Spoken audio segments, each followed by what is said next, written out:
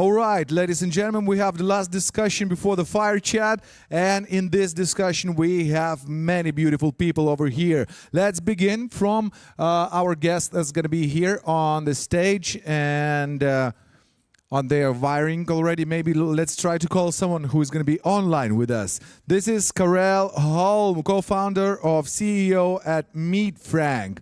Kaarel would like to join you online. Oh, hello. Hello, sir. Hello. Oh, pleasure to hear you. How are you feeling today? Good. All right. It's amazing to have you already online here. And also we have three beautiful ladies on the stage. Please welcome Lina, Dabašinskaitė, Community Growth and Event Lead in Tech, Zity. Daina, Aleksandravičienė, Employed Brand Manager in Vinted. And moderating is Inga, Langaitė, CEO of Unicorns Lithuania. We have seen here today already on the stage. Ladies, how do you feel on the stage? Great. Great? Perfect. All right, amazing. Have a good time. Thank you. So hello everyone. Hello Kaarel. Hi, Kaarel. All day we were talking how we coming back from this pandemic and how startups and whole community is gathering together and what lessons we have learned and what changes we have already made or will be making in the future. So let's talk about work culture, hiring process, team building, onboarding, and other topics related to that. So I would want to invite to share what challenges did you encounter in the beginning of this pandemic? What have changed? Lina, maybe you start? Yeah, so we as Zity, we are a workspace provider and also a community organization for startup companies.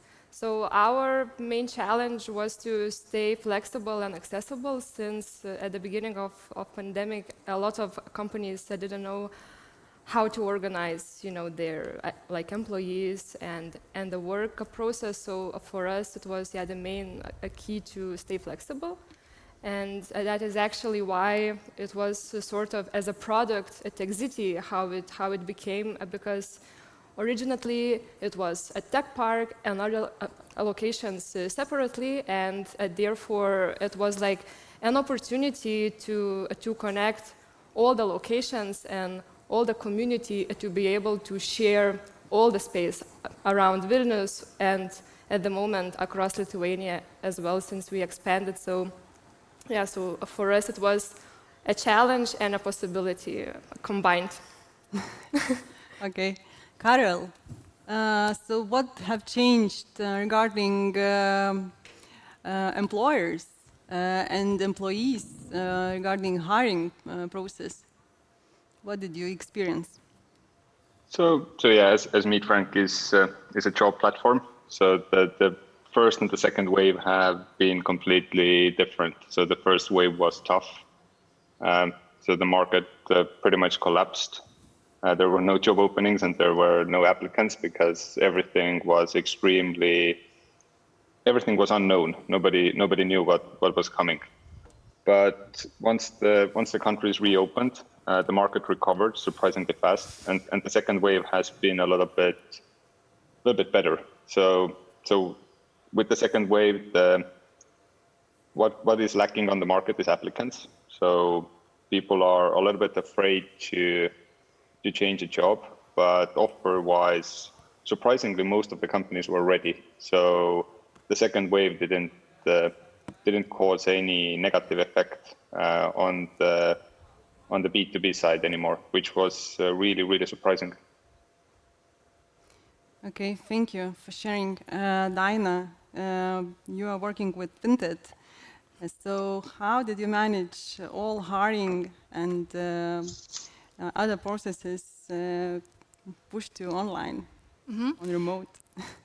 I think we handled it pretty well, and I guess the reason for doing so was that everything that we implemented, we kicked off, we used the common denominator, our culture and our values that we have within the organization. So, and we really embraced our we care value, how we care for our people and how we could change the things to make sure that it works, that it helps us to facilitate our hypergrowth stage, and one of those biggest challenges that we had in particular. So how do we move our hiring practices to online space, especially when we have one extremely unique hiring step at Vinted, which is called a tryout. Tryout is just a final stage of candidate selection process when people used to spend 1 or 2 days in our office working on a particular task, meeting their potential future colleagues, teammates, and just evaluating us as an employer in the same way that we are evaluating our candidates. So that was the biggest issue for us and challenge to move it to the online space, to make sure that candidates would still be able to feel our culture, to meet the potential colleagues, and to experience it at least on the similar level as they used to do so. And with all the team's effort, we managed to pull it together. So I don't have a secret formula for it, but I just taken into the things from a variety of perspectives, evaluating and seeing what is working, what is not, helped us to facilitate and get back on track with our hiring activities. I know that you, during pandemic, you hired like a couple of hundred new employees who have never been to your office, right? Yes, more than 50% of our new joiners haven't ever been to our office yet. Okay, and how is it? How do you build teams? How do you manage that? So at Vinted, we have quite a portfolio of tools and activities and assets and budgets that we can play around. So teams really try to foster the sense of belonging and culture by really using all of our team building budgets, our offsite budgets, and move parts of the activities to online space to still have this connection, to build that bond with our people.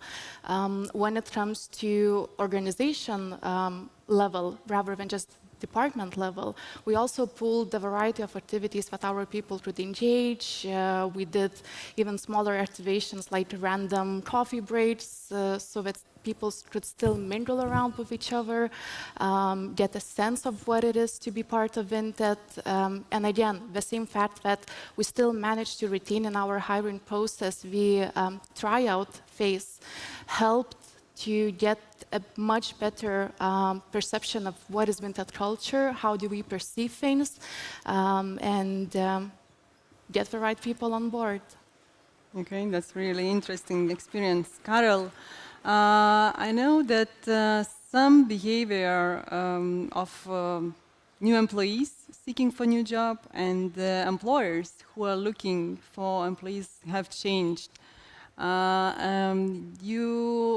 Can you tell more about how they are hiring more on remote positions? Yeah, so when the pandemic hit, there was this kind of massive inflow of remote positions because this was the only thing possible. What changed was that historically remote has always been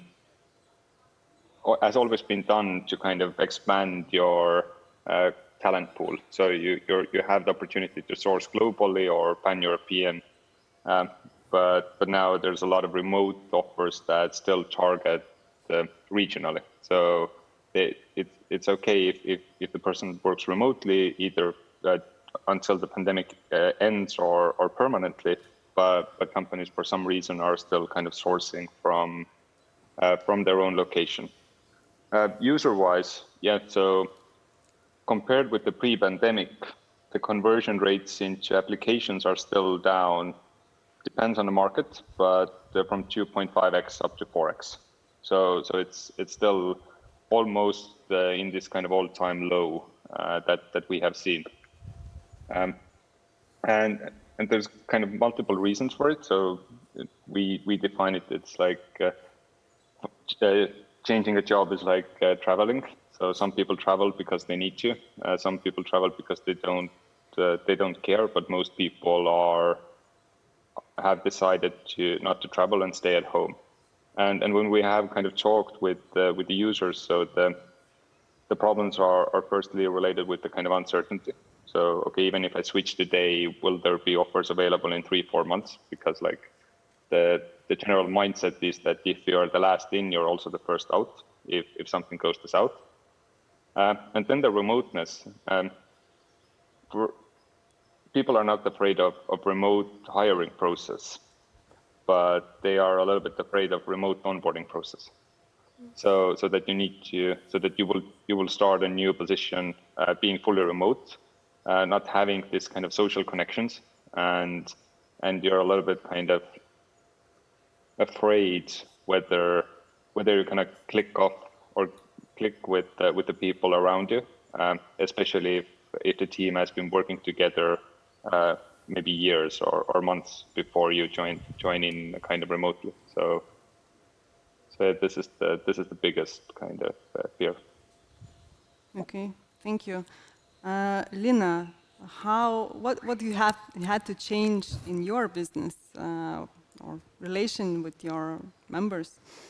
Yeah, so first of all, we had to open the opportunities for more flexible memberships in terms of the workspace, touching the co-working spaces like mostly, and like also to keep close relations with our community members and check how they're doing, how they are solving, like issues fitting the people inside the offices. Like, right now, as everyone are coming back and they hired twice as they have during the pandemic. So we are just talking and seeing how to help them.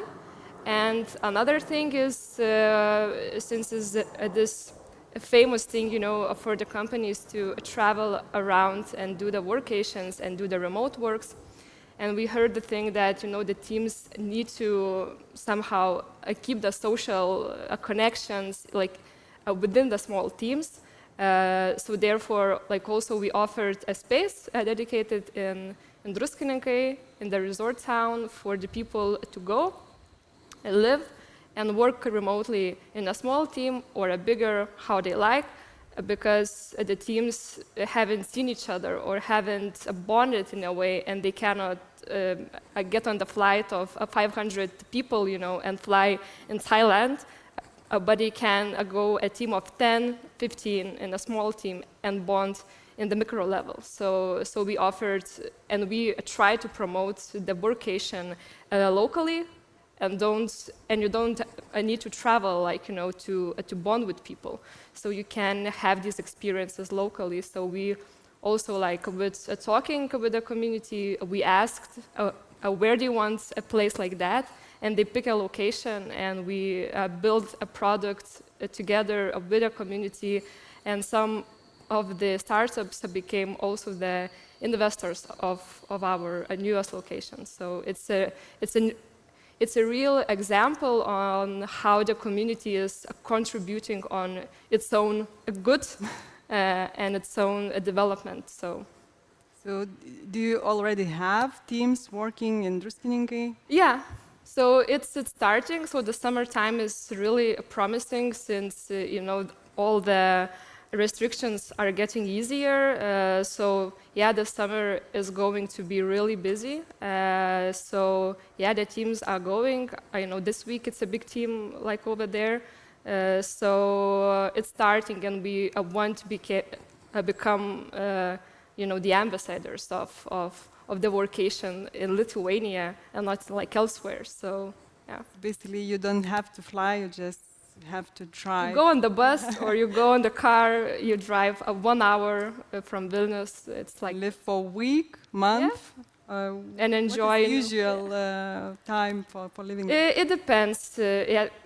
At the moment, like 1 week is like the approximate time. It's like either a weekend or like also a week for the bigger teams, as they they plan the time and they go and they book a house, So it depends on the team size how long they stay. So yeah, smaller teams like maybe smaller time, since it takes a bit less planning and everything, and the bigger teams are planning to stay a bit longer. So it's like, it's a one-take go. Okay. Daina, do you use that principle of bonding? Me personally, no. Vinted? Not yet. But our people, we do. We really do. We really use the opportunity of spending up to 90 days working within European Union annually. So we have people who really use this opportunity. Me personally, no. Okay. Kaarel, I want to come back to you. Could you have educated guests how it's gonna be with hiring process, I don't know, from September, when we maybe finally will be over of this COVID pandemic? Yeah, so we expect quite strong market recovery, like it happened last September.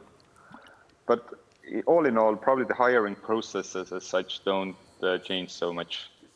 What will change, hopefully, is your kind of work life and being much more remote and things like that. But the hiring process probably will be the same as it was before, with some kind of exceptions that hopefully you can get a little bit more things done over video calls or like using online tools.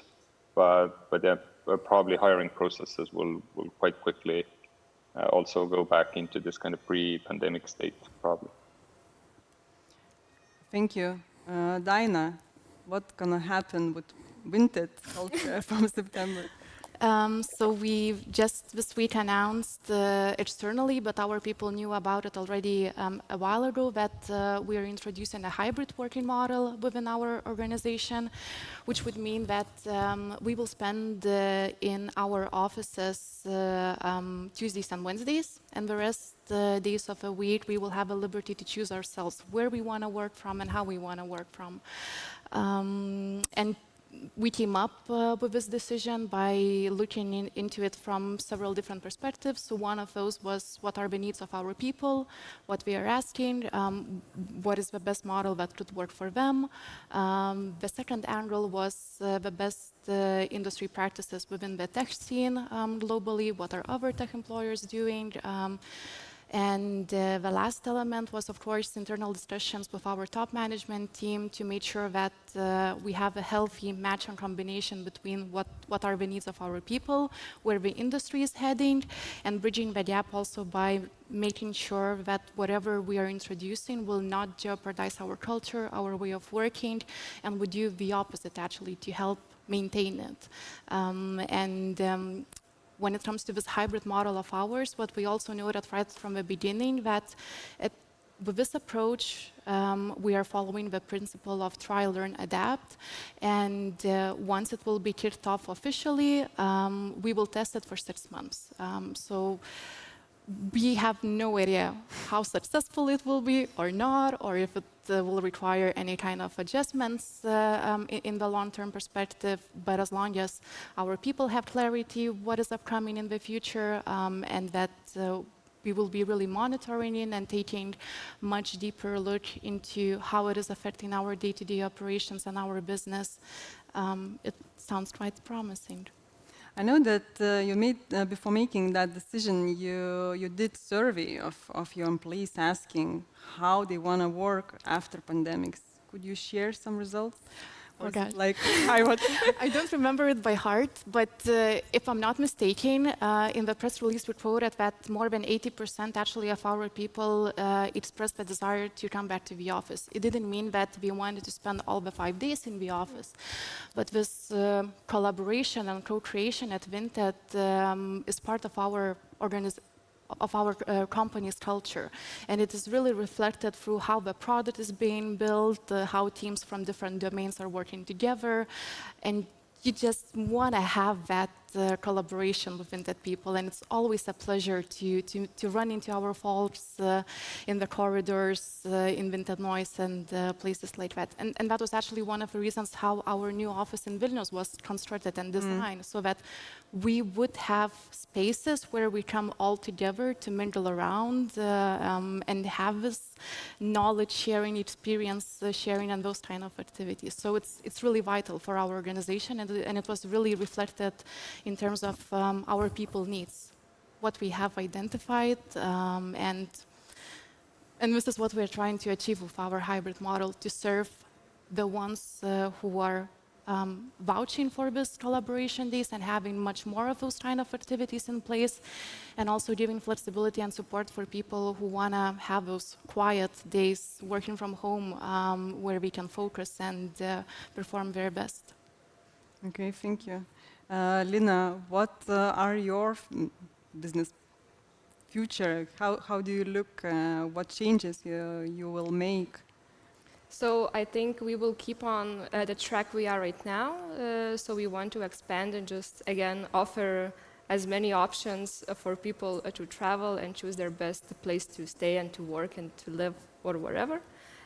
So our approach is flexibility and accessibility, as I also mentioned beforehand. So so we have some plans also offering spaces here in Vilnius and by the seaside too, coming soon. So we want that the startup community is like everywhere in the country, and it's not like only in the Vilniuses, the big teams having, the big offices, but they can also have,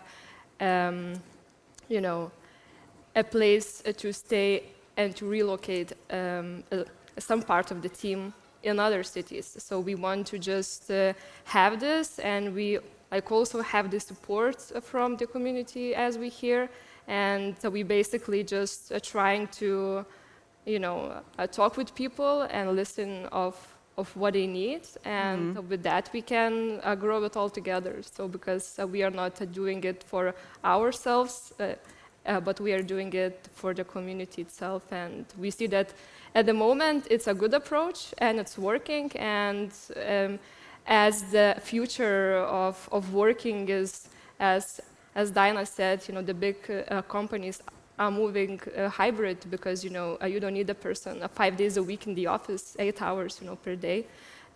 So people want to change the environment and to travel and to see other things. So we want to give that, and this is our approach at the moment as developing the new places around. Thank you. Kaarel, how MeetFrank team is working? Remotely?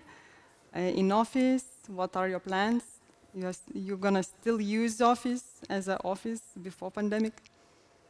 Yeah, so most of the people are remote, but everyone is welcome to come to the office. But yeah, we have been remote friendly for quite some time, because we also have offices outside in every operational country.